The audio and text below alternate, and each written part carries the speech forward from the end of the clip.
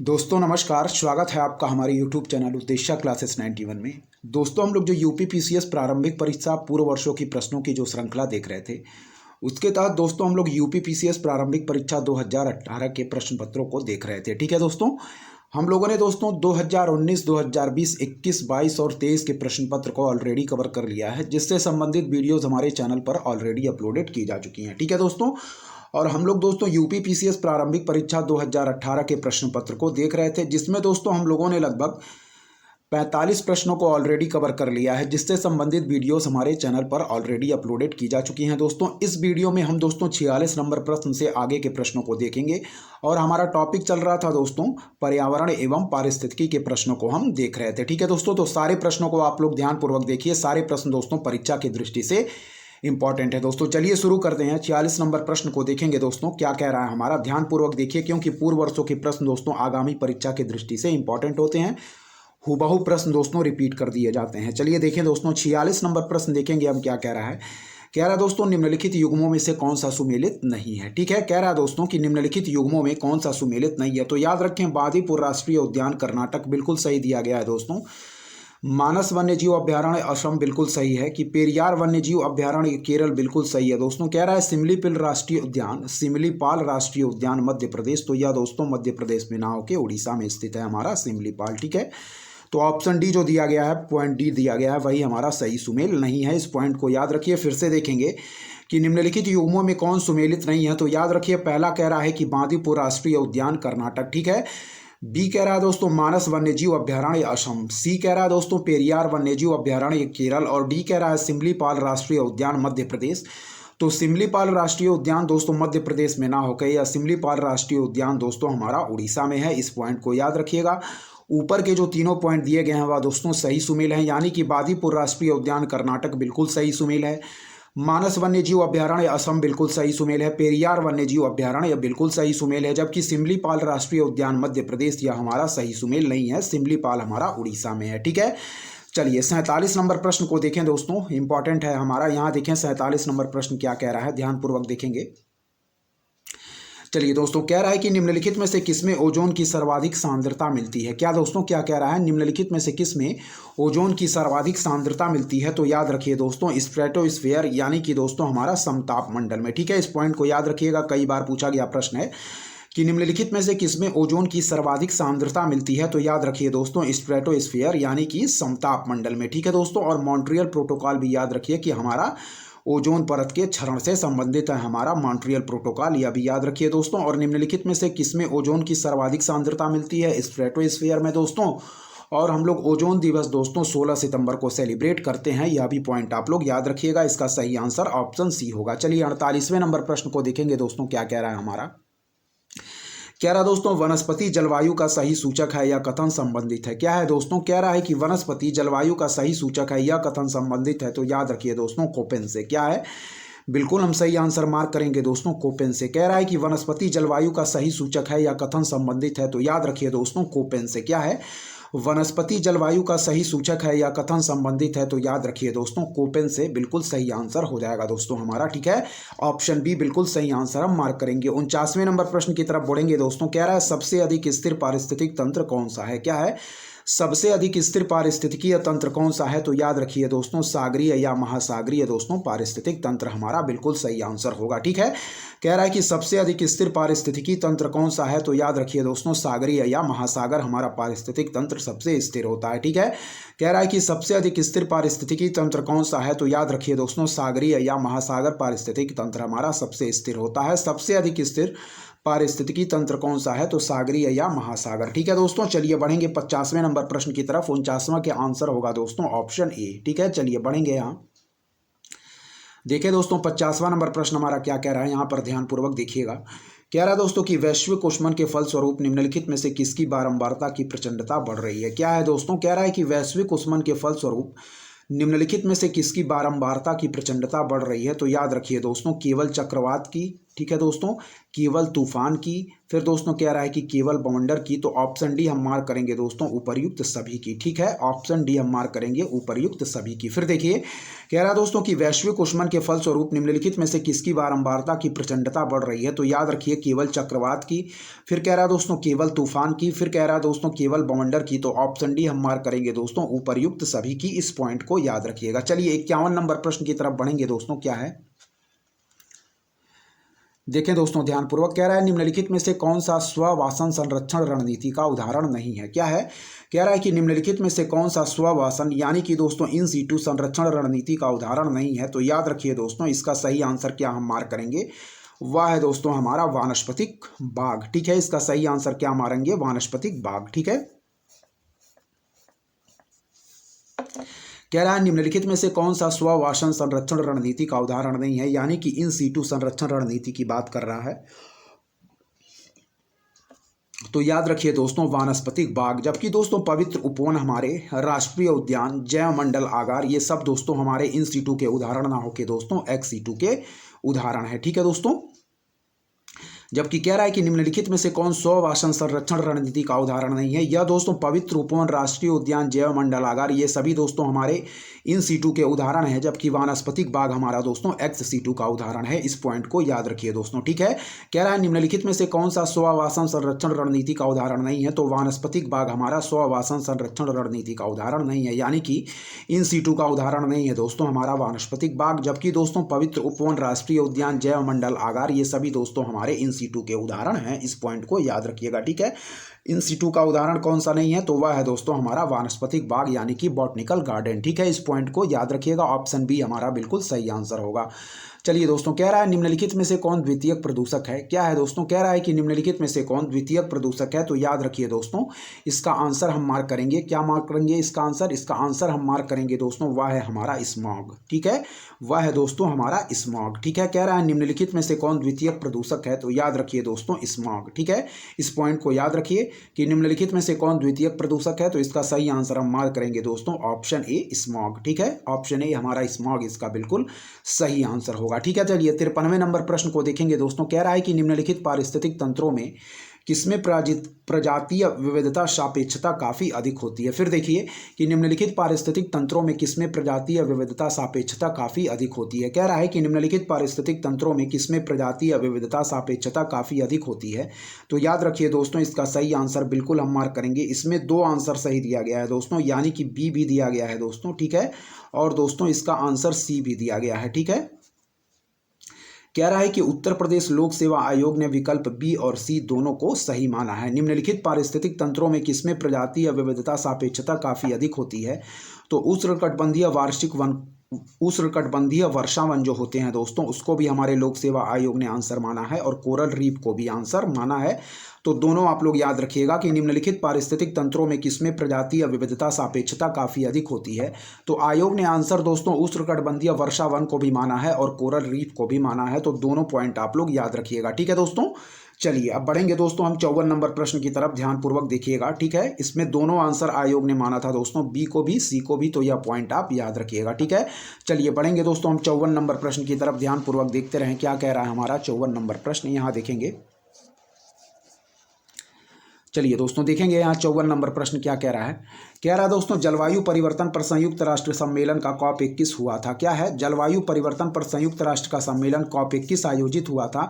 तो कहाँ आयोजित हुआ था दोस्तों, याद रखिएगा यह 12 दिसंबर 2015 के दौरान पेरिस फ्रांस में आयोजित किया गया था। ठीक है, 30 नवंबर से 12 दिसंबर 2015 के दौरान पेरिस फ्रांस में आयोजित किया गया था दोस्तों हमारा COP 21 यानी कि कॉन्फ्रेंस ऑफ पार्टीज 21 हमारा कहाँ आयोजित किया गया था, पेरिस फ्रांस में। तो सही आंसर हम ऑप्शन बी मार्क करेंगे। ठीक है, कह रहा है दोस्तों कि जलवायु परिवर्तन पर संयुक्त राष्ट्र का सम्मेलन COP 21 आयोजित हुआ था। तो याद रखिए दोस्तों ऑप्शन बी पेरिस में इसका बिल्कुल सही आंसर होगा।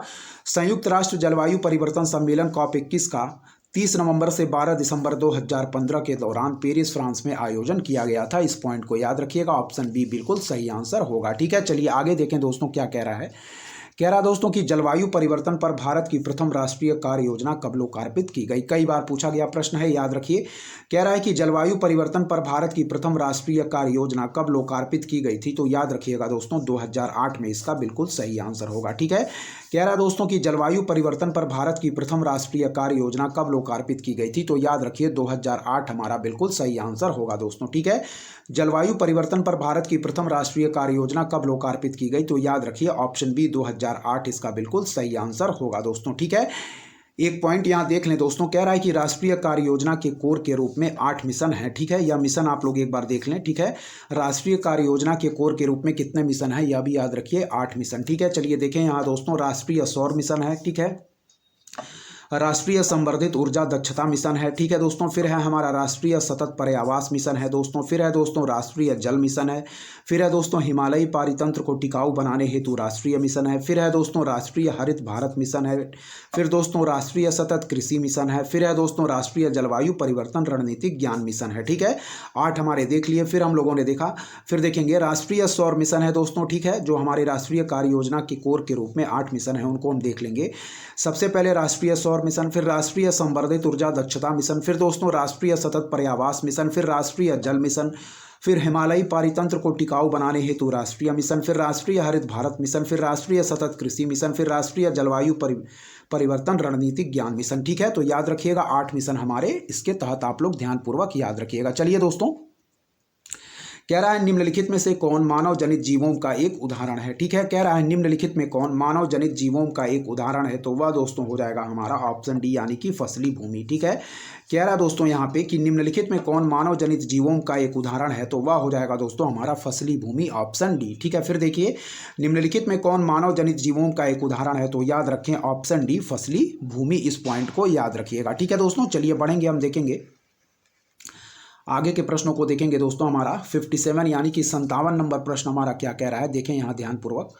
चलिए दोस्तों देखेंगे, कह रहा है कि निम्नलिखित में से कौन सा जानवर बिना पानी पिए सबसे लंबी अवधि तक रह सकता है। ठीक है, कह रहा है दोस्तों निम्नलिखित में से कौन सा जानवर बिना पानी पिए सबसे लंबी अवधि तक रख सकता है, तो याद रखिए दोस्तों इसका सही आंसर होगा कंगारू चूहा। ठीक है, कह रहा है निम्नलिखित में से कौन सा जानवर बिना पानी पिए सबसे लंबे अवधि तक रह सकता है, तो याद रखिए कंगारू चूहा इसका बिल्कुल सही आंसर होगा दोस्तों। ठीक है, निम्नलिखित में से कौन सा जानवर बिना पानी पिए सबसे लंबी अवधि तक रख सकता है, तो याद रखिए कंगारू चूहा इसका बिल्कुल सही आंसर होगा। इसका वैज्ञानिक नाम क्या है दोस्तों, तो डिपोडिमिस इसका दोस्तों वैज्ञानिक नाम है। ठीक है, याद रखिए उत्तरी अमेरिका का कंगारू चूहा रेगिस्तान के वातावरण में रहने वाला एक ऐसा जीव है जो बिना पानी पिए सबसे लंबी अवधि तक रह सकता है। ठीक है, क्या कह रहा है कि उत्तरी अमेरिका का कंगारू चूहा रेगिस्तान के वातावरण में रहने वाला एक ऐसा जीव है जो बिना पानी पिए सबसे लंबी अवधि तक रह सकता है, और इसका वैज्ञानिक नाम क्या है दोस्तों, डिपोडोमिस। ठीक है, याद रखिएगा। चलिए 58 नंबर प्रश्न की तरफ बढ़ेंगे दोस्तों, ध्यानपूर्वक देखिए क्या कह रहा है हमारा। कह रहा है दोस्तों भारत का प्रथम national centre for marine biodiversity यानी कि एनसीएमबी दोस्तों किस शहर में स्थित है। कह रहा है दोस्तों कि भारत का प्रथम national centre for marine biodiversity किस शहर में स्थित है, तो याद रखिए दोस्तों जामनगर इसका बिल्कुल सही आंसर होगा दोस्तों। ठीक है, याद रखिएगा। कह रहा है दोस्तों कि हमारा भारत का प्रथम national centre for marine biodiversity यानी कि एनसीएमबी किस शहर में स्थित है, तो याद रखें दोस्तों जामनगर में, और जामनगर कहाँ है दोस्तों, गुजरात राज्य में। ठीक है, कह रहा है कि भारत का प्रथम national centre for marine biodiversity किस शहर में स्थित है, तो याद रखिए दोस्तों जामनगर। ठीक है, जामनगर इसका बिल्कुल सही आंसर होगा, ऑप्शन बी। ठीक है दोस्तों, चलिए आगे देखें 59 नंबर प्रश्न हमारा क्या कह रहा है दोस्तों। कह रहा है कि ग्रीन पीस इंटरनेशनल का मुख्यालय स्थित है। क्या है, ग्रीन पीस इंटरनेशनल का मुख्यालय स्थित है दोस्तों, कई बार पूछा गया है, तो याद रखिए दोस्तों एम्स्टर्डम में। ठीक है दोस्तों, क्या है ग्रीन पीस इंटरनेशनल का मुख्यालय कहाँ स्थित है, तो याद रखिए दोस्तों हमारा एम्स्टर्डम में, और एम्स्टर्डम कहाँ है दोस्तों, तो यह है दोस्तों हमारा नीदरलैंड में। याद रखिएगा, इसकी स्थापना भी याद रखिए कि 1971 में कनाडा के वैंकूवर में हुई थी इसकी स्थापना। ठीक है, इसकी स्थापना कहाँ हुई थी दोस्तों, तो 1971 में कनाडा के वैंकूवर में हुई थी दोस्तों हमारा ग्रीन पीस इंटरनेशनल की स्थापना, और इसका मुख्यालय नीदरलैंड के एम्स्टर्डम में है। ठीक है दोस्तों, कह रहा है अब 60वें नंबर प्रश्न को देखेंगे कि India state of forest report 2017 के अनुसार देश के कुल भौगोलिक क्षेत्रफल का कितना प्रतिशतांश वनों के अंतर्गत है। ठीक है, कह रहा दोस्तों India state of forest report 2017 के अनुसार देश के कुल भौगोलिक क्षेत्रफल का कितना प्रतिशतांश वनों के अंतर्गत है। ठीक है, तो याद रखिए प्रतिशतांश जो वनों के अंतर्गत है हमारा 2017 के ISFR के अनुसार वह है दोस्तों हमारा ऑप्शन सी, वह हो जाएगा दोस्तों 21.54। ठीक है, क्या है 21.54 दोस्तों। ठीक है, फिर से देखें कि India state of forest report 2017 के अनुसार देश के कुल भौगोलिक क्षेत्रफल का कितना प्रतिशतांश वनों के अंतर्गत है, तो याद रखिए दोस्तों 21.54। ठीक है दोस्तों ये ISFR हमारा पुराना हो चुका है। ठीक है, हम अपडेटेड ISFR देखे जाएंगे। ठीक है, जो दोस्तों हमारा अब 2021 का ISFR आ चुका है तो हम उसके अनुसार अपडेटेड देख के जाएंगे दोस्तों। ठीक है, यह हमारा पुराना हो चुका है, हम लोगों ने लेकिन देख लिया है। ठीक है, अब हम जो देखेंगे हमारे पेपर में जो प्रश्न पूछे जाएंगे दोस्तों वह अब ISFR 2021 से पूछे जाएंगे। ठीक है, तो इस पॉइंट को आप लोग याद रखिएगा दोस्तों। ठीक है, चलिए बढ़ेंगे दोस्तों हम 61 नंबर प्रश्न की तरफ। ध्यानपूर्वक देखिएगा क्या कह रहा है हमारा 61 नंबर प्रश्न। कह रहा है दोस्तों भारत में बाघ परियोजना कब शुरू की गई। क्या है, भारत में बाघ परियोजना कब शुरू की गई, तो याद रखिए दोस्तों हम सभी जानते हैं भारत में बाघ परियोजना की शुरुआत की गई 1 अप्रैल 1973 को। ठीक है, और इस परियोजना की शुरुआत दोस्तों वन्य जीव संरक्षण अधिनियम 1972 के अंतर्गत की गई। ठीक है, क्या है, कह रहा दोस्तों कि भारत में बाघ परियोजना की शुरुआत कब की गई। इसमें से कोई भी डेट दोस्तों हमारा सही नहीं है, इसीलिए इसका आंसर क्या दिया गया है, स्टार मार्क किया गया है। ठीक है, आप याद रखिए कि भारत में बाघ परियोजना कब शुरू की गई, तो याद रखिए भारत में बाघ परियोजना की शुरुआत कब की गई दोस्तों 1 अप्रैल 1973 को, और इस परियोजना की शुरुआत वन्यजीव संरक्षण अधिनियम 1972 के तहत की गई थी। ठीक है, कह रहा है कि उत्तर प्रदेश लोक सेवा आयोग के द्वारा इस प्रश्न को हटा दिया गया था। ठीक है, 62 नंबर प्रश्न को देखेंगे दोस्तों हम क्या कह रहा है यहाँ पे। ठीक है, 62 नंबर प्रश्न को ध्यानपूर्वक देखिए। कह रहा है मीथेन निम्नलिखित में से किससे निकलती या उत्सर्जित होती है। ठीक है, कह रहा है दोस्तों मीथेन निम्नलिखित में से किससे निकलती या उत्सर्जित होती है, तो कह रहा है कि केवल धान के खेतों से, केवल दीमक की डॉम्बी से, या केवल दीमक की बॉम्बी से। तो याद रखिए दोस्तों ऑप्शन सी यानी कि ए और बी दोनों आंसर हमारा सही होगा। यानी कि दोस्तों जो मीथेन निकलती या उत्सर्जित होती है वह दोस्तों धान के खेतों से भी निकलती है और दोस्तों केवल दीमक की बॉम्बी से भी निकलती है। ठीक है, कह रहा है मीथेन निम्नलिखित में से किससे निकलती या उत्सर्जित होती है, तो याद रखिए केवल धान के खेतों से भी निकलती है और केवल दीमक की बॉम्बी से भी निकलती है। तो सही आंसर हम मार्क करेंगे ऑप्शन सी, यानी कि ए और बी दोनों हमारा बिल्कुल सही आंसर हो जाएगा। ठीक है, तो सही आंसर हम मार्क करेंगे दोस्तों ऑप्शन सी। ठीक है, याद रखिए।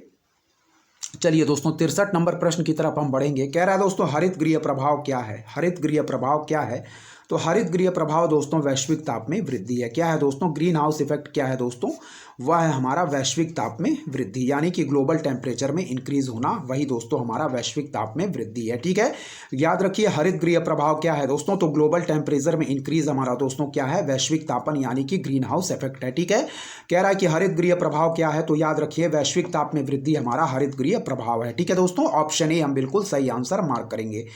64 नंबर प्रश्न को देखेंगे दोस्तों क्या कह रहा है हमारा। ठीक है, कह रहा है निम्नलिखित देशों में से कौन सा 2015 में सर्वाधिक CO2 का उत्सर्जक था। ठीक है, कह रहा है निम्नलिखित देशों में से कौन सा 2015 में सर्वाधिक CO2 का उत्सर्जक था, तो इसका बिल्कुल सही आंसर हो जाएगा दोस्तों। ठीक है, इसका सही आंसर हो जाएगा दोस्तों ऑप्शन ए यानी कि चीन। ठीक है, कह रहा है निम्नलिखित देशों में से कौन सा 2015 में सर्वाधिक CO2 का उत्सर्जक था, तो याद रखिए चीन। द्वितीय स्थान पर है दोस्तों USA और तीसरे स्थान पे है दोस्तों हमारा प्यारा भारत। ठीक है दोस्तों, निम्नलिखित देशों में से कौन सा 2015 में सर्वाधिक CO2 का उत्सर्जक था, तो पहला है दोस्तों चीन, दूसरा था दोस्तों हमारा USA और तीसरा है दोस्तों हमारा प्यारा भारत। ठीक है दोस्तों, याद रखिएगा। 65 नंबर प्रश्न को देखें। कह रहा दोस्तों हमारा कि निम्नलिखित ऊर्जा स्रोतों में से कौन पर्यावरणीय प्रदूषण नहीं उत्पन्न करता है। ठीक है, 65 नंबर प्रश्न कह रहा है कि निम्नलिखित ऊर्जा स्रोतों में से कौन पर्यावरणीय प्रदूषण नहीं उत्पन्न करता है, तो हम सही आंसर मार्क करेंगे दोस्तों सौर ऊर्जा। ठीक है, यानी कि सोलर एनर्जी हमारा पर्यावरणीय प्रदूषण दोस्तों उत्पन्न नहीं करती है। ठीक है, यानी कि जो हमारा सौर ऊर्जा है वह एनवायरमेंटल पॉल्यूशन उत्पन्न नहीं करती है। इस पॉइंट को याद रखिए। कह रहा है निम्नलिखित ऊर्जा स्रोतों में से कौन पर्यावरणीय प्रदूषण नहीं उत्पन्न करता है, तो वह है दोस्तों हमारी सोलर एनर्जी, यानी कि सोलर एनर्जी हमारी पर्यावरण प्रदूषण इन्वायरमेंटल पॉल्यूशन को उत्पन्न नहीं करती है। ठीक है दोस्तों, अगला पॉइंट देखें क्या कह रहा है हमारा। चलिए दोस्तों यहाँ पे देखेंगे। कह रहा है दोस्तों कि विश्व जैव विविधता दिवस कब मनाया जाता है। ठीक है दोस्तों, यानी कि जो हम इंटरनेशनल बायोडाइवर्सिटी डे है उसको कब मनाते हैं, तो याद रखिए दोस्तों इसका बिल्कुल राइट आंसर हो जाएगा, वह है दोस्तों हमारा 22 मई 22, ठीक है। क्या है दोस्तों, मई 22 को हम लोग अंतर्राष्ट्रीय जैव विविधता दिवस के रूप में मनाते हैं, ठीक है दोस्तों। याद रखिए विश्व जैव विविधता दिवस कब मनाया जाता है, तो याद रखिए मई 22 में, ठीक है। और बायोडाइवर्सिटी एक्ट हमारा कब का है, 2002 का, यह भी पॉइंट याद रखिए, ठीक है। विश्व जैव विविधता दिवस कब मनाया जाता है, तो मई 22 में, और हमारा बायोडाइवर्सिटी एक्ट संबंधित है 2002 का दोस्तों, ठीक है। और दोस्तों वन्य जीव संरक्षण अधिनियम 1972 का दोस्तों, और पर्यावरण संरक्षण अधिनियम यह हमारा संबंधित है दोस्तों 1986 से, ठीक है। पर्यावरण संरक्षण अधिनियम कब का है दोस्तों, तो यह है दोस्तों हमारा पर्यावरण संरक्षण अधिनियम 1986 का। यदि बात करें वन्य जीव संरक्षण अधिनियम तो यह है दोस्तों 1972 का। और यदि बात करें दोस्तों हम जैव विविधता अधिनियम तो वह है दोस्तों 2002 का। और यदि बात करें दोस्तों हमारी प्रोजेक्ट टाइगर का भी स्टार्ट किया गया तो याद रखिए 1973। और दोस्तों प्रोजेक्ट हाथी का भी स्टार्ट किया गया तो याद रखिए दोस्तों 1992 में, ठीक है। इस पॉइंट को भी याद रखें। और जैव विविधता दिवस हम लोग कब मनाते हैं दोस्तों, तो यह मनाते हैं मई 22 को, ठीक है। कब मनाते हैं जैव विविधता दिवस, मई 22 को, और ओजोन दिवस 16 सितंबर को। इन पॉइंटों को आप लोग याद रखिएगा। चलिए देखें दोस्तों, सामान्य विज्ञान एवं विज्ञान प्रौद्योगिकी के प्रश्न भी स्टार्ट होंगे। कह रहा दोस्तों सूर्य के प्रकाश से परावैज्ञानिक विकिरण अभिक्रिया निम्नलिखित में से क्या पैदा करती है, ठीक है। 67 नंबर प्रश्न कह रहा है दोस्तों हमारा कि सूर्य के प्रकाश से परावैज्ञानिक विकिरण अभिक्रिया निम्नलिखित में से क्या पैदा करती है, तो याद रखिए दोस्तों इसका सही आंसर हो जाएगा ओजोन, ठीक है। क्या है, कह रहा है कि सूर्य के प्रकाश से परावैज्ञानिक विकिरण अभिक्रिया निम्नलिखित में से क्या पैदा करती है, तो याद रखिए दोस्तों ओजोन इसका बिल्कुल सही आंसर होगा, ठीक है। याद रखें सूर्य के प्रकाश से परावैज्ञानिक विकिरण अभिक्रिया निम्नलिखित में से क्या पैदा करती है, तो ओजोन इसका बिल्कुल सही आंसर होगा, ठीक है। चलिए आगे देखें। कह रहा है निम्नलिखित विद्युत चुंबकीय विकिरणों में से किसकी ऊर्जा अधिकतम होती है। क्या है, निम्नलिखित विद्युत चुंबकीय विकिरणों में से किसकी ऊर्जा अधिकतम होती है, तो याद रखिए दोस्तों एक्स किरणें इसका बिल्कुल सही आंसर होगा, ठीक है। कह रहा है कि निम्नलिखित विद्युत चुंबकीय विकिरणों में से किसकी ऊर्जा अधिकतम होती है, तो याद रखिए दोस्तों एक्स किरणें, ठीक है। क्या है, निम्नलिखित विद्युत चुंबकीय विकिरणों में से किसकी ऊर्जा अधिकतम होती है, तो याद रखिए दोस्तों एक्स किरणें, ठीक है। यहां देखें दोस्तों क्या है, विद्युत चुंबकीय विकिरणों में ऊर्जा का अवरोही क्रम निम्नलिखित है। सबसे ज्यादा होता है दोस्तों गामा किरणों में, ठीक है। फिर होता है दोस्तों एक्स किरणों में, फिर होता है दोस्तों परावैज्ञानिक किरणों में, फिर होता है दोस्तों दृश्य प्रकाश में, फिर अवरक्त किरणें, माइक्रोवेव, फिर दोस्तों रेडियो तरंगे, ठीक है। देखिए सबसे पहले हो जाएगा विद्युत चुंबकीय विकिरणों में ऊर्जा का अवरोही क्रम। सबसे पहले हो जाएगा दोस्तों गामा किरणें, फिर हो जाएगा दोस्तों एक्स किरणें, फिर हो जाएगा दोस्तों परावैज्ञानिक किरणें, फिर हो जाएगा दोस्तों दृश्य प्रकाश, फिर हो जाएगा अवरक्त किरणें, फिर माइक्रोवेव, फिर रेडियो तरंग। और याद रखिए कह रहा है कि निम्नलिखित विद्युत चुंबकीय विकिरणों में से किसकी ऊर्जा अधिकतम होती है, तो एक्स किरण बिल्कुल सही आंसर होगा, ठीक है। चलिए 69 नंबर प्रश्न की तरफ बढ़ेंगे दोस्तों। ध्यानपूर्वक देखिए क्या कह रहा है 69 नंबर प्रश्न यहाँ पे। चलिए दोस्तों कह रहा है कि निम्नलिखित तत्वों में से कौन अर्धचालक है। क्या है दोस्तों, कह रहा है कि निम्नलिखित तत्वों में से कौन अर्धचालक है, तो याद रखिए दोस्तों सिलिकॉन इसका बिल्कुल सही आंसर होगा दोस्तों, ठीक है। कह रहा है कि निम्नलिखित तत्वों में से कौन अर्धचालक है दोस्तों, ठीक है। तो याद रखिए दोस्तों हमारा सिलिकॉन यानी कि सेमीकंडक्टर की बात कर रहा है, ठीक है। कह रहा दोस्तों निम्नलिखित तत्वों में से कौन अर्धचालक है, तो याद रखिए दोस्तों ऑप्शन बी सिलिकॉन इसका बिल्कुल सही आंसर हो जाएगा। सिलिकॉन हम सही आंसर मार्क करेंगे, ठीक है। कह रहा है वे पदार्थ जिनकी विद्युत चालकता चालकों से कम किंतु अचालकों से अधिक होती है, ठीक है। वे पदार्थ जिनकी विद्युत चालकता चालकों से कम किंतु अचालकों से अधिक होती है अर्धचालक कहलाते हैं, जैसे जर्मेनियम और सिलिकॉन आदि। इस पॉइंट को याद रखिएगा। तो यहाँ पे दोस्तों अर्धचालक कौन है, वह है दोस्तों हमारा सिलिकॉन, ठीक है। चलिए 70 नंबर प्रश्न की तरफ बढ़ेंगे दोस्तों। कह रहा है निम्नलिखित में से कौन सामान्य परिस्थिति में वृक्ष के पत्तों की सरसराहट का डेसिबल स्तर प्रदर्शित करता है। क्या है, निम्नलिखित में से कौन सामान्य परिस्थिति में वृक्ष के पत्तों की सरसराहट का डेसिबल स्तर प्रदर्शित करता है, तो याद रखें दोस्तों 20 डेसिबल इसका बिल्कुल सही आंसर हो जाएगा, ठीक है। कह रहा है दोस्तों निम्नलिखित में से कौन सामान्य परिस्थिति में वृक्ष के पत्तों की सरसराहट का डेसिबल स्तर प्रदर्शित करता है, तो 20 डेसिबल इसका दोस्तों बिल्कुल सही आंसर होगा, ठीक है। कह रहा है निम्नलिखित में से कौन सामान्य परिस्थिति में वृक्ष के पत्तों की सरसराहट का डेसिबल स्तर प्रदर्शित करता है, तो 20 डेसिबल इसका बिल्कुल सही आंसर होगा दोस्तों, ठीक है। यह याद रखिएगा, ठीक है। एक बार और देखेंगे, निम्नलिखित में से कौन सामान्य परिस्थिति में वृक्ष के पत्तों की सरसराहट का डेसिबल स्तर प्रदर्शित करता है, तो 20 डेसिबल इसका बिल्कुल सही आंसर होगा दोस्तों, ठीक है। चलिए 71 नंबर प्रश्न को देखेंगे। कह रहा है दोस्तों कि निम्नलिखित में से किसका वेग अधिकतम होता है। क्या है, कह रहा है दोस्तों कि निम्नलिखित में से किसका वेग अधिकतम होता है, तो इस पॉइंट को याद रखिए। निम्नलिखित में से किसका वेग अधिकतम होता है, वह हो जाएगा दोस्तों हमारा प्रकाश का, ठीक है। कह रहा है निम्नलिखित में से किसका वेग अधिकतम होता है, तो याद रखिए दोस्तों प्रकाश इसका बिल्कुल सही आंसर हो जाएगा दोस्तों, ठीक है। कितना होता है प्रकाश का वेग, तो 3 × 10⁸ मीटर पर सेकेंड। क्या है, 3 × 10 3 × 10⁸ मीटर पर सेकेंड। 3 × 10⁸ मीटर पर सेकेंड हमारा होता है प्रकाश का वेग दोस्तों, ठीक है, यानी कि 3 लाख किलोमीटर प्रति सेकेंड, ठीक है, 3 लाख किलोमीटर प्रति सेकेंड, या दोस्तों 3 × 10⁸ मीटर पर सेकेंड हमारा प्रकाश का वेग होता है। इस पॉइंट को याद रखिए। कह रहा है निम्नलिखित में से किसका वेग अधिकतम होता है, तो याद रखिए दोस्तों प्रकाश का, इस पॉइंट को याद रखिएगा, ठीक है। कह रहा दोस्तों ध्वनि का वेग अधिकतम होगा, ठीक है, तो ध्वनि का वेग अधिकतम कहाँ होगा दोस्तों, तो ध्वनि का वेग अधिकतम होगा दोस्तों इस्पात में, ठीक है। कह रहा है ध्वनि का वेग अधिकतम होगा, तो याद रखिए ध्वनि का वेग अधिकतम होगा दोस्तों इस्पात में, इस पॉइंट को याद रखिएगा, ठीक है। दोनों प्रश्न याद रखिए। कह रहा है कि निम्नलिखित में से किसका वेग अधिकतम होता है, तो याद रखिए दोस्तों प्रकाश का, ठीक है। कितना, 3 लाख किलोमीटर प्रति सेकेंड, या 3 × 10⁸ मीटर पर सेकेंड हमारा प्रकाश का वेग होता है, ठीक है। 72वां प्रश्न देखिए, ध्वनि का वेग अधिकतम होता है, तो याद रखिए दोस्तों इस्पात में, ठीक है। क्या है, ध्वनि का वेग अधिकतम होता है, तो याद रखिए दोस्तों इस्पात में हमारा ध्वनि का वेग अधिकतम होगा। ऑप्शन डी हमारा बिल्कुल सही आंसर होगा, ठीक है। चलिए 72 नंबर पर, यहाँ 73 नंबर प्रश्न को देखेंगे दोस्तों। क्या कह रहा है, कह रहा है आइंस्टीन को निम्नलिखित में से उनके किस सिद्धांत के लिए नोबेल पुरस्कार दिया गया था, ठीक है। कह रहा है आइंस्टीन को निम्नलिखित में से उनके किस सिद्धांत के लिए नोबेल पुरस्कार दिया गया था, तो इसका सही आंसर हो जाएगा दोस्तों प्रकाश विद्युत के सिद्धांत के लिए, ठीक है। क्या है, प्रकाश विद्युत के सिद्धांत के लिए, ऑप्शन बी हमारा बिल्कुल सही आंसर होगा दोस्तों, ठीक है। कह रहा है कि आइंस्टीन को निम्नलिखित में से उनके किस सिद्धांत के लिए नोबेल पुरस्कार दिया गया था, तो याद रखिए दोस्तों प्रकाश विद्युत के सिद्धांत के लिए। क्या है, प्रकाश विद्युत के सिद्धांत के लिए दोस्तों आइंस्टीन को नोबेल पुरस्कार द्वारा सम्मानित किया गया था। आइंस्टीन को निम्नलिखित में से उनके किस सिद्धांत के लिए नोबेल पुरस्कार दिया गया था, तो याद रखिए प्रकाश विद्युत के सिद्धांत के लिए, इसका बिल्कुल सही आंसर होगा दोस्तों, ठीक है। इस पॉइंट को याद रखिएगा। चलिए आगे देखेंगे दोस्तों क्या कह रहा है हमारा।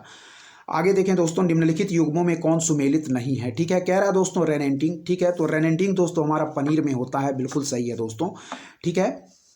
फिर दोस्तों कह रहा है कि जैव प्रौद्योगिकी हमारा प्लाज्मिड, क्या है दोस्तों, कह रहा है जैव प्रौद्योगिकी प्लाज्मिड, तो यह भी दोस्तों हमारा बिल्कुल सही है। फिर कह रहा है दोस्तों हमारा गोल्डन चावल विटामिन ए, ठीक है, कह रहा है दोस्तों गोल्डन चावल विटामिन ए, तो यह भी दोस्तों हमारा बिल्कुल सही सुमेल है। फिर कह रहा है दोस्तों ओजोन परत ट्रोपोस्फेयर, तो ओजोन परत दोस्तों ट्रोपोस्फेयर में ना होकर दोस्तों स्ट्रेटोस्फेयर यानी कि दोस्तों समताप मंडल में पाई जाती है, तो यही हमारा पॉइंट दोस्तों क्या है, गलत सुमेल है दोस्तों, ठीक है। इस पॉइंट को याद रखिए। क्या कह रहा है, कह रहा है दोस्तों रेंटिंग, तो रेंटिंग क्या होता है दोस्तों, पनीर बनाने हेतु दूध को गाढ़ा करने के लिए जामन का प्रयोग करना, यही दोस्तों हमारा रेंटिंग कहलाता है, ठीक है। कह रहा है दोस्तों पनीर बनाने हेतु दूध को गाढ़ा करने के लिए जामन यानी कि रेनेट का प्रयोग करना, यही हमारा रेंटिंग कहलाता है, तो पनीर से बिल्कुल सही सुमेल है। जैव प्रौद्योगिकी दोस्तों कह रहा है हमारा प्लाज्मिड, बिल्कुल सही सुमेल है दोस्तों, ठीक है। जैव प्रौद्योगिकी प्लाज्मिड हमारा बिल्कुल सही सुमेल है। फिर कह रहा है दोस्तों गोल्डन चावल विटामिन ए, यह भी हमारा बिल्कुल सही सुमेल है, ठीक है। गोल्डन चावल विटामिन ए, ठीक है, यह भी हमारा सही सुमेल है। रेंटिंग पनीर, जैव प्रौद्योगिकी प्लाज्मिड, गोल्डन चावल विटामिन ए बिल्कुल सही सुमेल है। लेकिन ओजोन परत कह रहा है दोस्तों ट्रोपोस्फेयर यानी कि क्षोभ मंडल, तो हमारा ट्रोपोस्फेयर से संबंधित ना होकर दोस्तों हमारा ओजोन परत दोस्तों किससे सुमेल हो जाएगा, वह दोस्तों हमारा हो जाएगा जो ओजोन परत है वह दोस्तों स्ट्रेटोस्फेयर में स्थित है, ना कि दोस्तों क्षोभ मंडल में ट्रोपोस्फेयर में, ठीक है। तो इस पॉइंट को याद रखिए, ओजोन परत कहाँ है, वह है दोस्तों स्ट्रेटोस्फेयर में है, ना कि ट्रोपोस्फेयर में, तो यही पॉइंट हमारा गलत दिया गया है। आगे देखें, कह रहा है दोस्तों 75 नंबर प्रश्न की निम्नलिखित में से किसका आविष्कार विल्हेल्म रॉन्टेजन द्वारा किया गया दोस्तों, तो सही आंसर हम क्या मार्क करेंगे, वह है दोस्तों एक्सरे मशीन का, ठीक है। कह रहा है दोस्तों हमारा कि निम्नलिखित में से किसका आविष्कार विल्हेल्म रॉन्टेजन द्वारा किया गया, तो याद रखिए दोस्तों हमारा एक्सरे मशीन का, ठीक है। फिर देखिए कह रहा है निम्नलिखित में से किसका आविष्कार विल्हेल्म रॉन्टेजन द्वारा किया गया, तो याद रखें दोस्तों एक्सरे मशीन हमारा बिल्कुल सही आंसर हो जाएगा, ठीक है। निम्नलिखित में से किसका आविष्कार विल्हेल्म रॉन्टेजन द्वारा किया गया, तो याद रखिए दोस्तों एक्सरे मशीन इसका बिल्कुल सही आंसर होगा। निम्नलिखित में से किसका आविष्कार विल्हेल्म रॉन्टेजन द्वारा किया गया, तो एक्सरे मशीन इसका बिल्कुल सही आंसर होगा दोस्तों, इस पॉइंट को याद रखिए। चलिए आगे देखेंगे, कह रहा है निम्नलिखित में से कौन प्राकृतिक गैस का मुख्य भाग है, ठीक है, तो याद रखिए दोस्तों मीथेन इसका बिल्कुल सही आंसर होगा, ठीक है। कह रहा है निम्नलिखित में कौन प्राकृतिक गैस का मुख्य भाग है, तो याद रखिए दोस्तों मीथेन इसका बिल्कुल सही आंसर होगा CH4, ठीक है। कह रहा दोस्तों कि निम्नलिखित में कौन प्राकृतिक गैस का मुख्य भाग है, तो याद रखिए दोस्तों मीथेन इसका बिल्कुल सही आंसर होगा। कह रहा है कि प्राकृतिक गैस में 95% हाइड्रोकार्बन होता है, जिसमें 80% दोस्तों मीथेन होता है। क्या है, प्राकृतिक गैस में दोस्तों 95% हाइड्रोकार्बन होता है और जिसमें 80% क्या होता है दोस्तों मीथेन होता है, ठीक है। तो इस पॉइंट को याद रखिए दोस्तों। हमारा मीथेन कितना प्रतिशत होता है हमारा दोस्तों प्राकृतिक गैस में, वह होता है दोस्तों 80%। ठीक है, कह रहा है निम्नलिखित में से कौन प्राकृतिक गैस का मुख्य भाग है, तो याद रखिए दोस्तों मीथेन इसका बिल्कुल सही आंसर हो जाएगा। ठीक है, कह रहा है पशुओं को दिया जाने वाला कौन सा दर्द निवारक भारत में गिद्धों के लगभग विलुप्त होने के लिए उत्तरदायी है, तो याद रखिए दोस्तों डिक्लोफिनेक इसका बिल्कुल सही आंसर होगा। ठीक है, कह रहा है दोस्तों कि पशुओं को दिया जाने वाला कौन सा दर्द निवारक भारत में गिद्धों के लगभग विलुप्त होने के लिए उत्तरदायी है, यह कई बार पूछा गया प्रश्न है, तो याद रखिए डिक्लोफिनेक इसका बिल्कुल सही आंसर होगा। पशुओं को दिया जाने वाला कौन सा दर्द निवारक भारत में गिद्धों के लगभग विलुप्त होने के लिए उत्तरदायी है, तो याद रखिए दोस्तों डिक्लोफिनेक इसका बिल्कुल सही आंसर होगा, ऑप्शन डी। ठीक है, तो इस पॉइंट को दोस्तों याद रखिएगा। और चलिए बढ़ेंगे दोस्तों हम अब अपने 78 नंबर प्रश्न की तरफ, देखेंगे ध्यानपूर्वक क्या दिया गया है।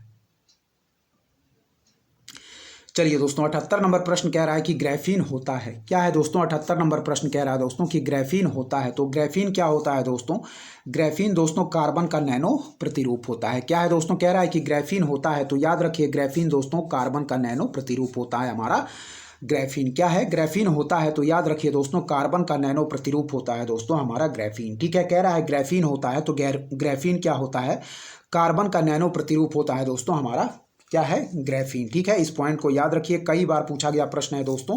कह रहा है हमारा ग्राफीन होता है, तो याद रखिए दोस्तों ग्राफीन क्या होता है, कार्बन का नैनो प्रतिरूप होता है दोस्तों हमारा ग्राफीन। ठीक है, फिर कह रहा है दोस्तों 79वें नंबर प्रश्न की तरफ बढ़ेंगे दोस्तों हमारा। ठीक है, देखें क्या कह रहा है।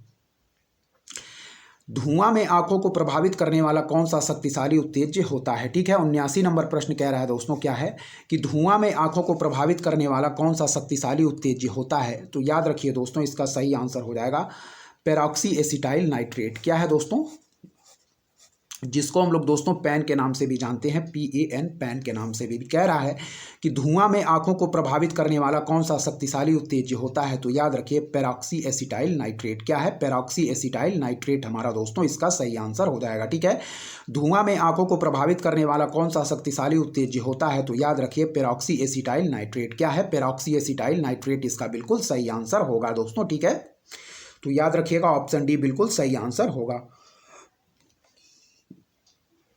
चलिए दोस्तों अब बढ़ेंगे हम 80 नंबर प्रश्न की तरफ, देखेंगे क्या कह रहा है।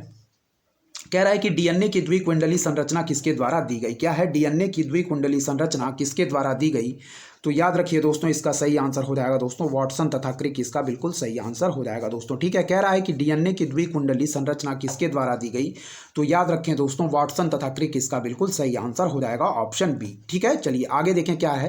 कह रहा है निम्नलिखित में से कौन कीटों से प्राप्त नहीं होता है। क्या है, कह रहा है निम्नलिखित में से कौन कीटों से प्राप्त नहीं होता है, तो याद रखिए दोस्तों हमारा मोती। ठीक है, कह रहा है निम्नलिखित में से कौन कीटों से प्राप्त नहीं होता है, तो याद रखिए ऑप्शन डी मोती हमारा बिल्कुल सही आंसर होगा। जबकि दोस्तों रेशम लाख और शहद हमारा दोस्तों क्या है, रेशम लाख और शहद दोस्तों हम लोग कीटों से प्राप्त करते हैं, जबकि मोती हम कीट से प्राप्त नहीं करते हैं। ठीक है दोस्तों, तो इस पॉइंट को याद रखिएगा। कह रहा है कि निम्नलिखित में से कौन कीटों से प्राप्त नहीं होता है, तो याद रखिए दोस्तों मोती हमारा कीटों से प्राप्त नहीं होता है। ठीक है, इस पॉइंट को याद रखिएगा। चलिए आगे बढ़ेंगे दोस्तों, देखेंगे आगे के प्रश्न क्या कह रहा है। यहाँ देखिए 82 नंबर प्रश्न क्या कह रहा है, निम्नलिखित में से कौन विटामिन सी का सबसे अच्छा स्रोत है दोस्तों, तो इसका सही आंसर मार्क करेंगे हम आंवला। ठीक है, और विटामिन सी का रासायनिक नाम क्या है दोस्तों, वह है हमारा एस्कॉर्बिक एसिड। और विटामिन सी की कमी से दोस्तों हमारा स्कर्वी रोग यानी कि मसूड़ों से खून आना स्टार्ट हो जाता है। ठीक है, कह रहा है निम्नलिखित में से कौन विटामिन सी का सबसे अच्छा स्रोत है, तो याद रखिए दोस्तों आंवला। जिसका वैज्ञानिक नाम क्या है दोस्तों, वह है हमारा एस्कॉर्बिक एसिड विटामिन सी का। और जिसकी कमी से दोस्तों स्कर्वी रोग हो जाता है। स्कर्वी रोग में दोस्तों हमारे मसूड़ों से खून आना स्टार्ट हो जाता है, और यह सही किया जा सकता है विटामिन सी के प्रयोग के द्वारा।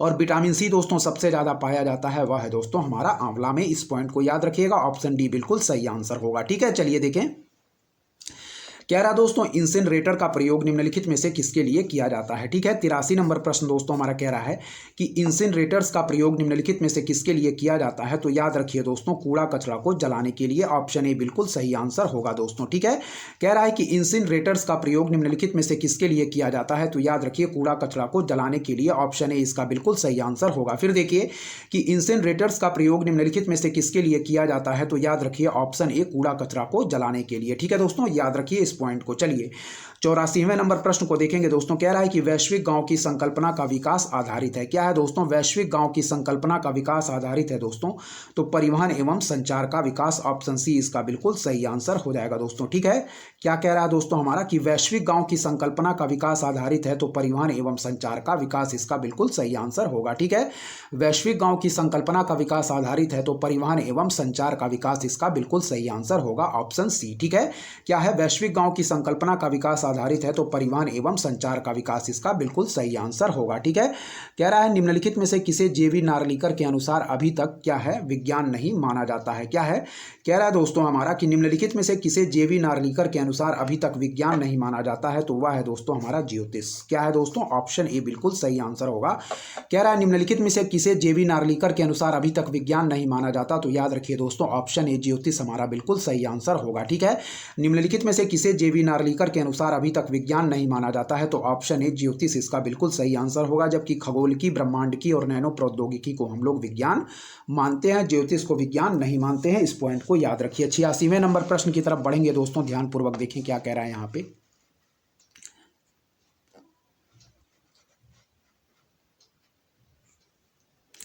चलिए देखें दोस्तों क्या है।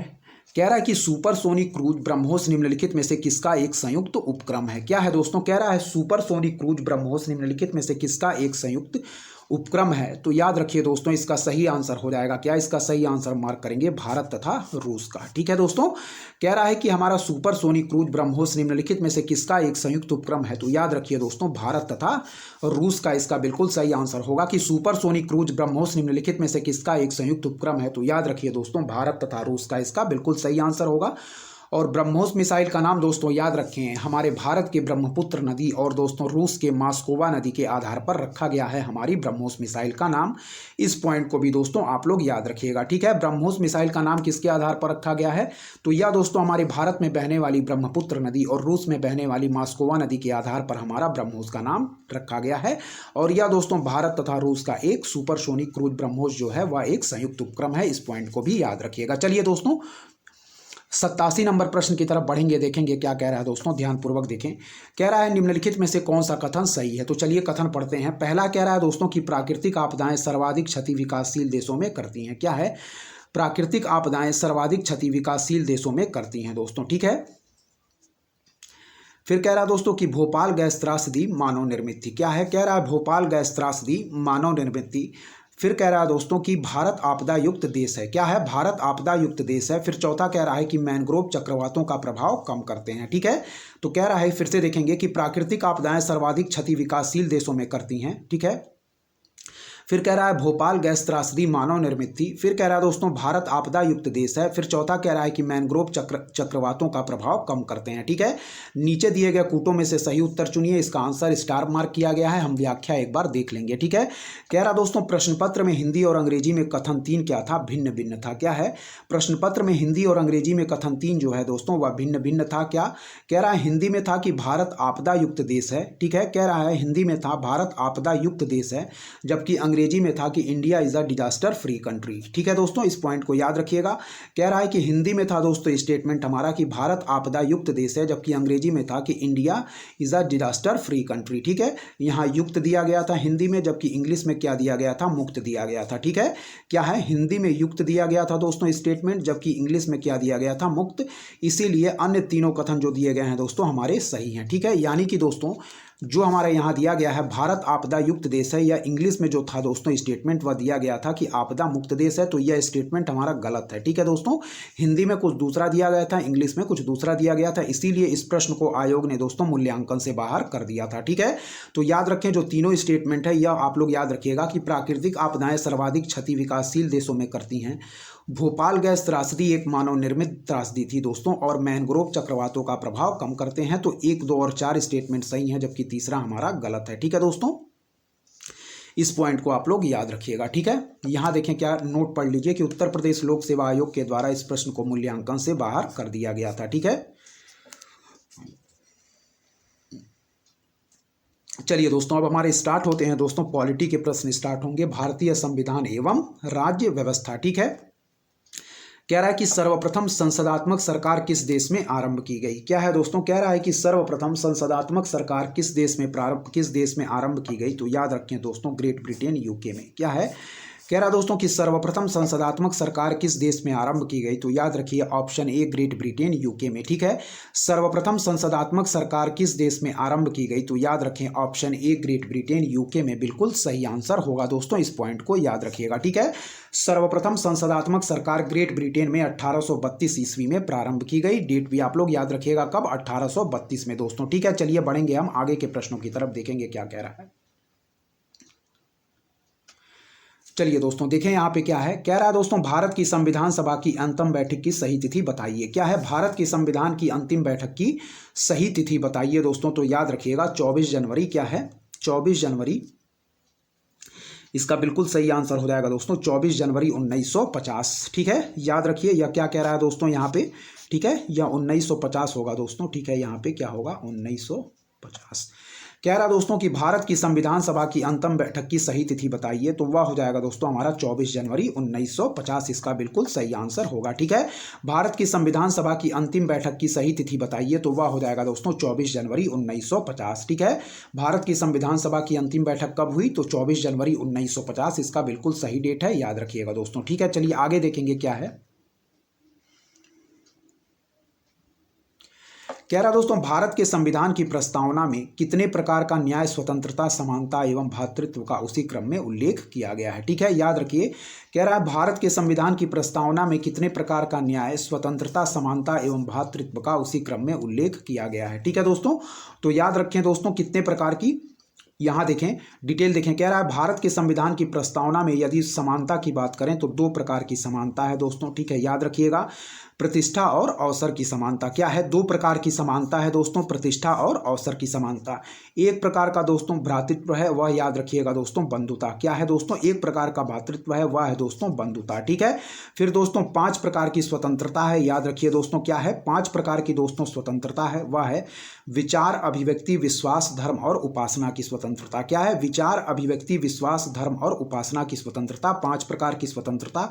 और 3 प्रकार का दोस्तों न्याय है, वह है दोस्तों सामाजिक न्याय, आर्थिक न्याय और राजनीतिक न्याय। ठीक है दोस्तों, फिर से देखें, भारत के संविधान की प्रस्तावना में 2 प्रकार की समानता है। पहला है दोस्तों प्रतिष्ठा और अवसर की समानता। 2 प्रकार की जो समानता है वह है प्रतिष्ठा और अवसर की समानता। ठीक है दोस्तों, फिर है हमारा बंधुता, भ्रातृत्व जो दोस्तों दिया गया है वह 1 प्रकार का है, वह है दोस्तों हमारा बंधुता। ठीक है, भ्रातृत्व कितने प्रकार का, 1 प्रकार का है, वह है दोस्तों हमारा बंधुता। ठीक है, 5 प्रकार की दोस्तों स्वतंत्रता दी गई है, विचार, अभिव्यक्ति, विश्वास, धर्म और उपासना की। विचार, अभिव्यक्ति, विश्वास, धर्म और उपासना की स्वतंत्रता। और 3 प्रकार का न्याय, सामाजिक, आर्थिक और राजनीतिक न्याय। ठीक है दोस्तों, तो कितनी प्रकार की स्वतंत्रता दी गई है, स्वतंत्रता दी गई है दोस्तों हमारी, याद रखें। सबसे पहले न्याय की बात करें तो न्याय दोस्तों हमारा 3 प्रकार का है, सामाजिक, आर्थिक और राजनीतिक न्याय। ठीक है, सबसे पहले हमारा 3 प्रकार का न्याय है। स्वतंत्रता दोस्तों 5 प्रकार की है, कौन कौन सी, वह है विचार, अभिव्यक्ति, विश्वास, धर्म और उपासना की स्वतंत्रता। फिर दोस्तों 2 प्रकार की समानता है, प्रतिष्ठा और अवसर की समानता। फिर दोस्तों भ्रातृत्व है 1 प्रकार का, वह है दोस्तों हमारा बंधुता। ठीक है, तो सही आंसर हो जाएगा दोस्तों 3, 5, 2 और 1, हमारा ऑप्शन ए बिल्कुल सही आंसर हो जाएगा। 3 प्रकार का न्याय, 5 प्रकार की स्वतंत्रता, 2 प्रकार की दोस्तों समानता और 1 प्रकार का भ्रातृत्व। ठीक है, हम लोगों ने इसको डिटेल में देख लिया है। चलिए आगे देखेंगे दोस्तों क्या है। कह रहा है दोस्तों निम्नलिखित में से कौन सा भारत में भाषा के आधार पर बना पहला राज्य था। ठीक है दोस्तों, कह रहा है कि निम्नलिखित में से कौन सा भारत में भाषा के आधार पर बना पहला राज्य था। ठीक है, तो निम्नलिखित में से कौन सा भारत में भाषा के आधार पर बना पहला राज्य था, वह था दोस्तों हमारा आंध्र प्रदेश। ठीक है, याद रखिएगा आंध्र प्रदेश हमारा बिल्कुल सही आंसर होगा दोस्तों। ठीक है, भाषा के आधार पर पहला राज्य आंध्र प्रदेश 1953 में बना। डेट भी याद रखिए, कई बार डेट भी पूछा गया। कह रहा है इस राज्य का गठन मद्रास को भाषा के आधार पर विभाजित कर तेलुगु भाषी राज्य के रूप में किया गया था। ठीक है, इस राज्य का गठन मद्रास को भाषा के आधार पर विभाजित कर तेलुगु भाषी राज्य के रूप में किया गया था। इस पॉइंट को दोस्तों याद रखिएगा। ठीक है, क्या है, कह रहा है दोस्तों कि निम्नलिखित में से कौन सा भारत में भाषा के आधार पर बना पहला राज्य था। तो याद रखिए आंध्र प्रदेश, और इसका गठन दोस्तों किया गया था 1953 में। ठीक है, इस राज्य का गठन मद्रास को भाषा के आधार पर विभाजित कर तेलुगु भाषी राज्य के रूप में किया गया था। इस पॉइंट को भी याद रखिएगा। ठीक है दोस्तों, चलिए दोस्तों, कह रहा है निम्नलिखित में से किसे अशोक चंद्रा द्वारा भारत में आर्थिक मंत्री परिषद कहा गया। क्या है, कह रहा है दोस्तों कि निम्नलिखित में से किसे अशोक चंद्रा द्वारा भारत में आर्थिक मंत्री परिषद कहा गया। तो याद रखिए इसका सही आंसर हो जाएगा दोस्तों प्लानिंग कमीशन यानी कि दोस्तों योजना आयोग। ठीक है, कह रहा है कि निम्नलिखित में से किसे अशोक चंद्रा द्वारा भारत में आर्थिक मंत्री परिषद कहा गया। तो याद रखें ऑप्शन ए योजना आयोग बिल्कुल सही आंसर होगा। ठीक है, निम्नलिखित में से किसे अशोक चंद्रा द्वारा भारत में आर्थिक मंत्री परिषद कहा गया। तो याद रखिए दोस्तों ऑप्शन ए योजना आयोग इसका बिल्कुल सही आंसर होगा। कई बार पूछा गया प्रश्न है दोस्तों, तो याद रखिएगा कि निम्नलिखित में से किसे अशोक चंद्रा द्वारा भारत में आर्थिक मंत्री परिषद कहा गया। तो याद रखिए दोस्तों योजना आयोग इसका बिल्कुल सही आंसर होगा दोस्तों। ठीक है, वित्त आयोग दिया गया है, तो वित्त आयोग का प्रावधान दोस्तों हमारे भारत के संविधान के आर्टिकल 280 में किया गया है। इस पॉइंट को भी चलिए दोस्तों 93 नंबर प्रश्न की तरफ देखेंगे। क्या कह रहा है दोस्तों, ध्यानपूर्वक कह रहा है निम्नलिखित में से कौन एक संविधानेतर संस्था है। ठीक है दोस्तों, कह रहा है निम्नलिखित में से कौन एक संविधानेतर संस्था है। तो याद रखिए दोस्तों वह हो जाएगा हमारा नीति आयोग। ठीक है दोस्तों, कह रहा है कि निम्नलिखित में से कौन एक संविधानेतर संस्था है। तो याद रखिए दोस्तों हमारा नीति आयोग जो है दोस्तों वह एक संविधानेतर संस्था है। जबकि बात करें दोस्तों संघ लोक सेवा आयोग का, तो इसका प्रावधान किया गया है हमारा दोस्तों आर्टिकल 315 में हमारा संघ लोक सेवा आयोग का। वित्त आयोग है दोस्तों 280 में, निर्वाचन आयोग है आर्टिकल 324 में दोस्तों। ठीक है, तो याद रखिएगा दोस्तों संघ लोक सेवा आयोग, निर्वाचन आयोग और वित्त आयोग हमारे संवैधानिक संस्था है दोस्तों, जबकि नीति आयोग हमारी संविधानेतर संस्था है। इस पॉइंट को याद रखिएगा। ठीक है दोस्तों, चलिए 94 नंबर प्रश्न की तरफ बढ़ेंगे कि भारत के संविधान के किस भाग में हम नागरिकता से संबंधित प्रावधान को पाते हैं। तो भाग 2 हमारा बिल्कुल सही आंसर होगा दोस्तों। ठीक है, कह रहा है भारत के संविधान के किस भाग में हम नागरिकता से संबंधित प्रावधानों को पाते हैं। तो याद रखिए भाग 2 हमारा बिल्कुल सही आंसर हो जाएगा दोस्तों। ठीक है, इस पॉइंट को आप लोग याद रखिएगा दोस्तों। ठीक है, चलिए दोस्तों बढ़ेंगे हम 95 नंबर प्रश्न की तरफ, देखेंगे क्या कह रहा है हमारा। चलिए देखिए, कह रहा है राज्य के नीति निदेशक तत्व सहज अध्ययन के लिए निम्नलिखित में से कौन से भागों में विभाजित किया जा सकते हैं। ठीक है, कह रहा है राज्य के नीति निदेशक तत्व सहज अध्ययन के लिए निम्नलिखित में से कौन से भागों में विभाजित किए जा सकते हैं। तो दोस्तों समाजवादी में भी किए जा सकते हैं, उदार बौद्धिकतावादी में भी किए जा सकते हैं और गांधीवादी में भी किए जा सकते हैं। उपर्युक्त सभी इसका राइट आंसर होगा। ठीक है, कह रहा है राज्य के नीति निदेशक तत्व दोस्तों सहज अध्ययन के लिए निम्नलिखित में से कौन से भागों में विभाजित किए जा सकते हैं। तो याद रखिए दोस्तों समाजवादी भी इसका बिल्कुल सही आंसर, उदार बौद्धिकतावादी भी सही आंसर हो जाएगा और गांधीवादी भी, और सही आंसर मार्क करेंगे ऑप्शन डी उपर्युक्त सभी। ठीक है, राज्य के नीति निदेशक तत्व सहज अध्ययन के लिए निम्नलिखित में से कौन से भागों में विभाजित किए जा सकते हैं। तो समाजवादी, फिर है दोस्तों उदार बौद्धिकतावादी, फिर है दोस्तों गांधीवादी। ऑप्शन डी उपर्युक्त सभी बिल्कुल सही आंसर होगा। 96वां नंबर प्रश्न देखें दोस्तों क्या है। कह रहा है लोकसभा में केंद्र शासित क्षेत्रों का सर्वाधिक प्रतिनिधित्व कितना हो सकता है। क्या है कि लोकसभा में केंद्र शासित क्षेत्रों का सर्वाधिक प्रतिनिधित्व कितना हो सकता है। तो सही आंसर मार्क करेंगे दोस्तों 20। ठीक है, क्या है, कह रहा दोस्तों कि लोकसभा में केंद्र शासित क्षेत्रों का सर्वाधिक प्रतिनिधित्व कितना हो सकता है। तो ऑप्शन बी हमारा 20 बिल्कुल सही आंसर होगा। ऑप्शन बी इसका बिल्कुल सही आंसर हम मार्क करेंगे। ठीक है, चलिए आगे देखें।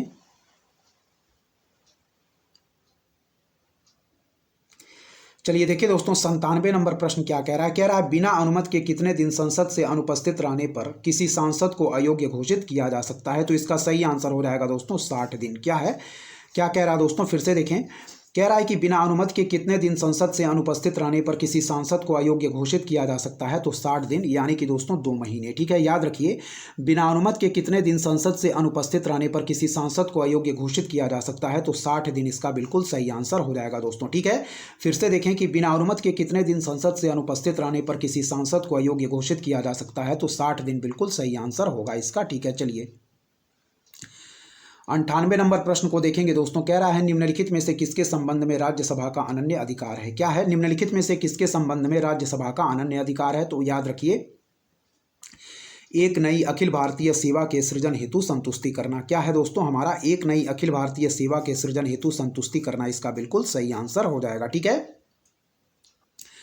कह रहा है निम्नलिखित में से किसके संबंध में राज्यसभा का अनन्य अधिकार है। तो याद रखिए दोस्तों एक नई अखिल भारतीय सेवा के सृजन हेतु संतुष्टि करना, इसका बिल्कुल सही आंसर हो जाएगा। ठीक है, इस पॉइंट को याद रखिएगा, कई बार पूछा गया प्रश्न है। ठीक है, निम्नलिखित में से किसके संबंध में राज्यसभा का अनन्य अधिकार है। तो याद रखिए एक नई अखिल भारतीय सेवा के सृजन हेतु संतुष्टि करना। ठीक है, 99 नंबर प्रश्न देखें दोस्तों क्या कह रहा है। कह रहा है 2017 के राष्ट्रपति चुनाव में यूपीए का उम्मीदवार कौन था। क्या है, 2017 के राष्ट्रपति चुनाव में यूपीए का उम्मीदवार कौन था? तो याद रखिएगा दोस्तों, सुश्री मीरा कुमार। ठीक है, क्या है इसका सही आंसर? सुश्री मीरा कुमार। इस पॉइंट को याद रखिएगा।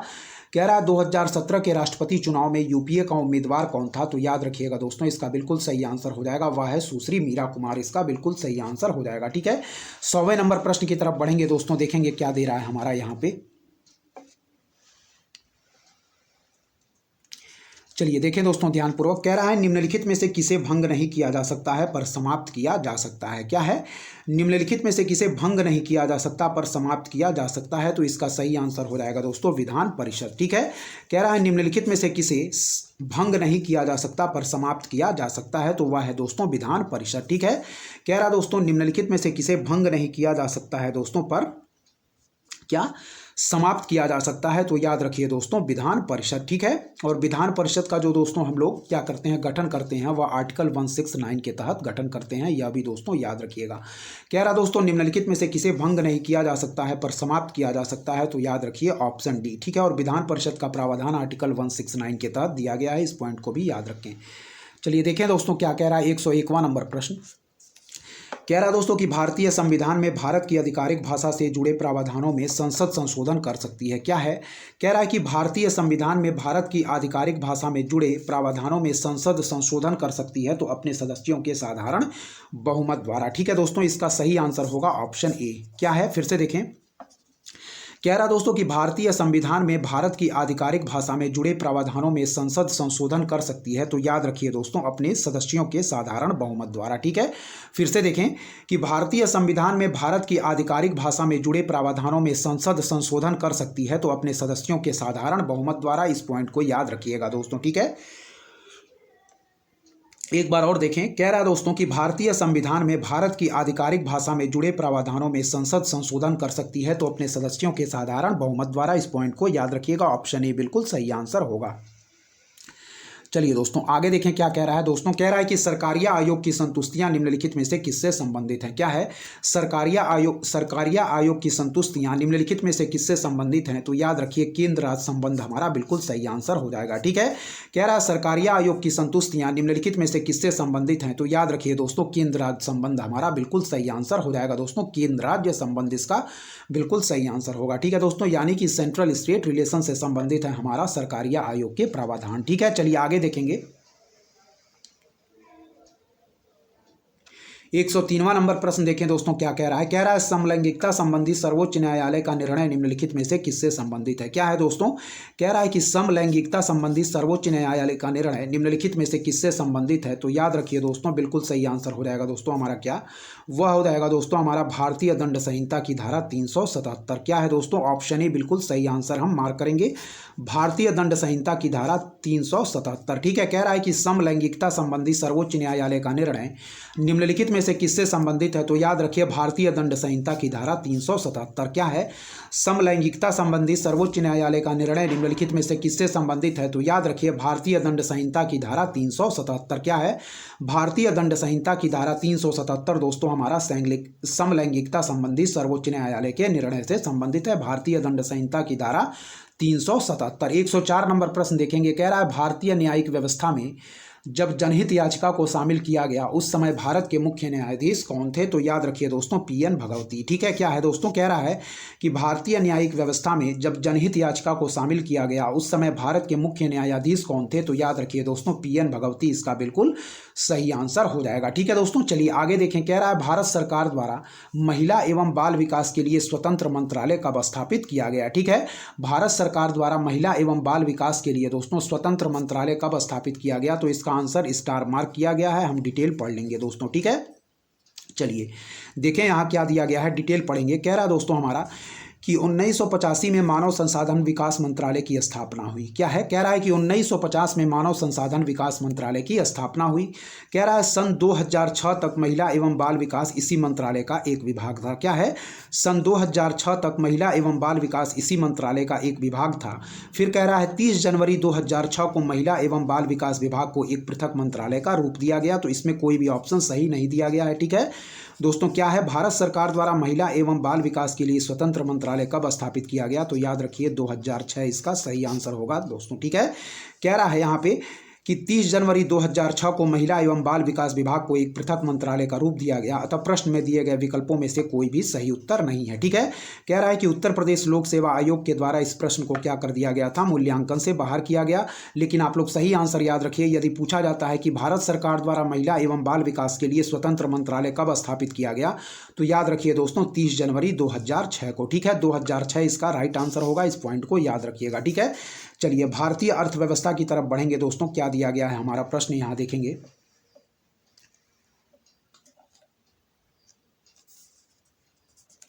कह रहा दोस्तों निम्नांकित में से या निम्नांकित में से कौन भारत में गरीबी रेखा का निर्धारण करता है। क्या है दोस्तों, कह रहा है निम्नांकित में से कौन भारत में गरीबी रेखा का निर्धारण करता है, तो योजना आयोग इसका सही आंसर होगा। ठीक है, अब क्या कह रहा है, अब नीति आयोग। ठीक है, कह रहा है निम्नांकित में से कौन भारत में गरीबी रेखा का निर्धारण करता है दोस्तों, तो कह रहा है योजना आयोग। लेकिन 1 जनवरी 2015 के डेट के बाद, नीति आयोग का गठन होने के बाद, अब दोस्तों गरीबी रेखा का निर्धारण हमारा नीति आयोग करता है। इस पॉइंट को याद रखिए कि भारत में कौन गरीबी रेखा का निर्धारण करता, तो योजना आयोग। लेकिन 1 जनवरी 2015 के बाद से अब नीति आयोग दोस्तों। ठीक है, कह रहा है निम्नलिखित में से कौन लॉरेंज वक्र द्वारा मापा जाता है। ठीक है, क्या है, निम्नलिखित में से कौन लॉरेंज वक्र द्वारा मापा जाता है, तो वह दोस्तों हो जाएगा क्या है, आय की विषमता। क्या है दोस्तों, इसका बिल्कुल सही आंसर होगा दोस्तों कि निम्नांकित में से कौन लॉरेंज वक्र द्वारा मापा जाता है, तो वह है दोस्तों आय की विषमता। ठीक है, फिर देखिए निम्नलिखित में से कौन लॉरेंज वक्र द्वारा नापा जाता है, तो याद रखिए दोस्तों आय की विषमता इसका बिल्कुल सही आंसर होगा। निम्नलिखित में से कौन लॉरेंज वक्र द्वारा मापा जाता,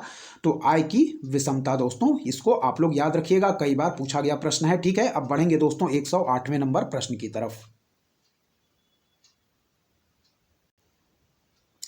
चलिए दोस्तों 108वां नंबर प्रश्न देखें। कह रहा है भारत में प्रत्यक्ष कर कोड निम्नलिखित में से किससे संबंधित है। क्या है दोस्तों, कह रहा है भारत में प्रत्यक्ष कर कोड निम्नलिखित में से किससे संबंधित है, तो याद रखिए दोस्तों आयकर यानी कि इनकम टैक्स। ठीक है, कह रहा है भारत में प्रत्यक्ष कर कोड निम्नलिखित में से किससे संबंधित है, तो याद रखिए दोस्तों आयकर यानी कि इनकम टैक्स बिल्कुल सही आंसर होगा। ठीक है, कह रहा है भारत में प्रत्यक्ष कर कोड निम्नलिखित में से किससे संबंधित है, तो याद रखिए दोस्तों आयकर यानी कि इनकम टैक्स। ठीक है, भारत में प्रत्यक्ष कर कोड निम्नलिखित में से किससे संबंधित है, तो याद रखिए दोस्तों आयकर हमारा बिल्कुल सही आंसर होगा। ठीक है, भारत में प्रत्यक्ष कर कोड निम्नलिखित में से किससे संबंधित है, तो ऑप्शन बी आयकर इसका बिल्कुल सही आंसर होगा। भारत में प्रत्यक्ष कर कोड निम्नलिखित में से किससे संबंधित है, तो आयकर। ठीक है, 109वां नंबर प्रश्न देखें। भारत में नगरीय क्षेत्रों में बीपीएल परिवारों की पहचान के लिए निम्नलिखित में से कौन सी समिति गठित की गई थी। क्या है, कह रहा दोस्तों भारत में नगरीय क्षेत्रों में बीपीएल परिवारों की पहचान के लिए निम्नलिखित में से कौन सी समिति गठित की गई थी, तो याद रखिए दोस्तों हाशिम समिति। क्या है, फिर से देखें दोस्तों, कह रहा है कि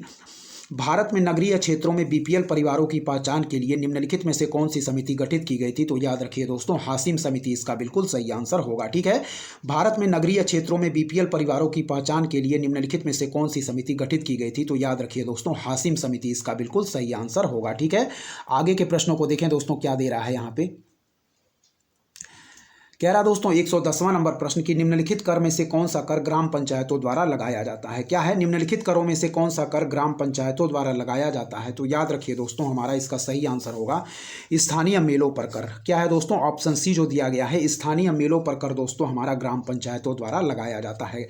ठीक है, कह रहा है निम्नलिखित करों में से कौन सा कर ग्राम पंचायतों द्वारा लगाया जाता है, तो याद रखिए दोस्तों स्थानीय मेलों पर कर हमारा ग्राम पंचायतों द्वारा लगाया जाता है। ठीक है दोस्तों, अब 111वें नंबर प्रश्न को देखेंगे दोस्तों क्या कह रहा है। कह रहा है दोस्तों हमारा कि जनसंख्या की प्राकृतिक वृद्धि निम्नलिखित में से किसका परिणाम है। क्या है, जनसंख्या की प्राकृतिक वृद्धि निम्नलिखित में से किसका परिणाम है, तो याद रखें दोस्तों ऑप्शन डी 1 और 2 हमारा बिल्कुल सही आंसर हो जाएगा, यानी कि अशोधित जन्म दर और अशोधित मृत्यु दर। क्या है, कह रहा है जनसंख्या की प्राकृतिक वृद्धि निम्नलिखित में से किसका परिणाम है, तो याद रखें दोस्तों अशोधित जन्म दर। ठीक है, क्या है दोस्तों, कह रहा है कि अशोधित जन्म दर और हमारा अशोधित मृत्यु दर। ठीक है, इस पॉइंट को याद रखिएगा। कह रहा दोस्तों जनसंख्या की प्राकृतिक वृद्धि निम्नलिखित में से किसका परिणाम है, तो याद रखें दोस्तों ऑप्शन ए अशोधित जन्म दर और अशोधित मृत्यु दर इसका बिल्कुल सही आंसर हो जाएगा। ठीक है, यानी कि हमारा डी जो दिया गया है 1 और 2 बिल्कुल सही आंसर होगा। ठीक है, जनसंख्या की प्राकृतिक वृद्धि निम्नलिखित में से किसका परिणाम है, तो याद रखिए डी हमारा 1 और 2 बिल्कुल सही आंसर हो जाएगा, अशोधित जन्म दर और अशोधित मृत्यु दर ऑप्शन डी। ठीक है, चलिए दोस्तों 112 नंबर प्रश्न की तरफ बढ़ेंगे, देखेंगे क्या दिया गया है। कह रहा है निम्नलिखित में से किसके द्वारा मानव विकास सूचकांक सर्वप्रथम विकसित किया गया। क्या है दोस्तों, कह रहा है निम्नलिखित में से किसके द्वारा मानव विकास सूचकांक सर्वप्रथम विकसित किया गया। तो याद रखें दोस्तों UNDP के द्वारा, ठीक है, यानी कि यूनाइटेड नेशन डेवलपमेंट प्रोग्राम के द्वारा सर्वप्रथम दोस्तों हमारा मानव विकास सूचकांक विकसित किया गया। कह रहा है सर्वप्रथम निम्नलिखित में से किसके द्वारा मानव विकास सूचकांक सर्वप्रथम विकसित किया गया। तो याद रखें दोस्तों UNDP के द्वारा। क्या है, निम्नलिखित में से किसके द्वारा मानव विकास सूचकांक सर्वप्रथम विकसित किया गया। तो याद रखें दोस्तों UNDP के द्वारा हमारा बिल्कुल सही आंसर होगा दोस्तों इसका, ठीक है, याद रखें। चलिए आगे देखें। कह रहा है निम्नलिखित में से कौन भारत में ग्रामीण रोजगार का सबसे बड़ा कार्यक्रम है। क्या है, निम्नलिखित में से कौन भारत में ग्रामीण रोजगार का सबसे बड़ा कार्यक्रम है। तो याद रखें दोस्तों मनरेगा, ठीक है। कह रहा है निम्नलिखित में से कौन भारत में ग्रामीण रोजगार का सबसे बड़ा कार्यक्रम है। तो याद रखें दोस्तों हमारा मनरेगा। क्या है, कह रहा है कि निम्नलिखित में से कौन भारत में ग्रामीण रोजगार का सबसे बड़ा कार्यक्रम है। तो इस पॉइंट को याद रखें, ऑप्शन ए मनरेगा इसका बिल्कुल सही आंसर हो जाएगा दोस्तों, ठीक है। चलिए आगे देखें। कह रहा है भारत में निम्नलिखित 5 वर्षीय योजनाओं में किसका मुख्य ध्येय संपोषणीय वृद्धि था। क्या है, भारत में निम्नलिखित 5 वर्षीय योजनाओं में किसका मुख्य ध्येय संपोषणीय वृद्धि था। तो याद रखिए दोस्तों 12वीं, ठीक है, 12वीं पंचवर्षीय योजना का ध्येय संपोषणीय वृद्धि था, ठीक है। कह रहा है भारत में निम्नलिखित 5 वर्षीय योजनाओं में किसका मुख्य ध्येय संपोषणीय वृद्धि था। तो याद रखिए दोस्तों 12वीं, ठीक है। भारत में निम्नलिखित 5 वर्षीय योजनाओं में किसका मुख्य ध्येय संपोषणीय वृद्धि था। तो याद रखिए दोस्तों 12वीं इसका बिल्कुल सही आंसर हो जाएगा, ठीक है। चलिए आगे देखें क्या कह रहा है दोस्तों यहाँ पे। कह रहा दोस्तों कि राष्ट्रीय परिवार स्वास्थ्य सर्वेक्षण NFHS 2015-16 के अनुसार वर्तमान में भारत की कुल प्रजनन दर क्या है। तो याद रखें दोस्तों इसका बिल्कुल सही आंसर हम मार्क करेंगे, वह है दोस्तों 2.2, ठीक है। फिर से देखें। कह रहा दोस्तों कि राष्ट्रीय परिवार स्वास्थ्य सर्वेक्षण के अनुसार वर्तमान में भारत की कुल प्रजनन दर क्या है। तो याद रखें दोस्तों ऑप्शन ए 2.2 इसका बिल्कुल सही आंसर हो जाएगा दोस्तों, ठीक है। और फिर दोस्तों कह रहा है हमारा 117 नंबर प्रश्न देख लेंगे कि निम्नलिखित राज्यों में से कौन इलायची एवं काली मिर्च का सबसे बड़ा उत्पादक है। तो वह है दोस्तों हमारा केरल। इस पॉइंट को भी याद रखिएगा। और इस वीडियो में दोस्तों हम लोग यहीं तक रखते हैं, इसके बाकी जो बचे हुए पार्ट हैं उसको हम लोग एक और वीडियो लाकर पूरी तरीके से कंप्लीट कर लेंगे। तो दोस्तों यदि आपको हमारा कंटेंट पसंद आ रहा है तो हमारे चैनल उद्देश्य क्लासेस 91 को दोस्तों जरूर सब्सक्राइब करें, लाइक करें, अपने दोस्तों के बीच शेयर करें और ऐसे ही दोस्तों लगातार पढ़ते रहें। तब तक के लिए दोस्तों धन्यवाद। जय हिंद, जय भारत दोस्तों।